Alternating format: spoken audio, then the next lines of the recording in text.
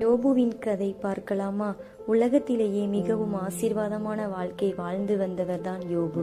அவருக்கு செல்வம் இருந்தது, குடும்பம் இருந்தது, மரியாதை இருந்தது. இதற்கு மேலாக கடவுளின் மீது விசுவாசம் அதிகமாகவே இருந்தது. ஒரு நாள் சாத்தான் கடவுளிடம், யோபு இப்படி உமக்கு பயந்து இருப்பதற்கு காரணம் அவனை நீ நன்றாக வைத்திருப்பதால் தான் என்று கூறினார். உடனே கடவுள், நீ அவனை சோதித்து பார், ஆனால் அவனது உடலை மட்டும் தொடக்கூடாது என்று கூறினார்.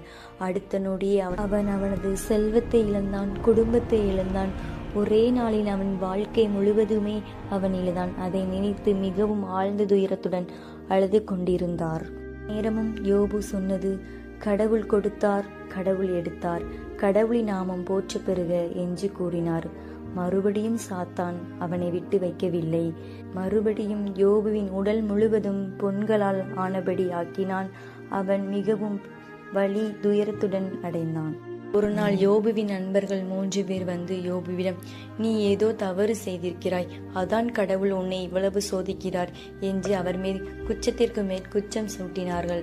ஆனால் யோபு, நான் ஒரு குற்றமும் செய்யவே இல்லை என்று கூறினார். ஒரு நாள் கடவுள் சூறாவளி காற்று மூலம் யோபுவிடம் பேசினார். அந்நேரமே யோபு தலை குனிந்து வணங்கி, கடவுளின் நாமம் போற்ற பெறுக, கடவுளின் திட்டம் எப்பொழுதும் மிக பெரியது என்று வணங்கினார்.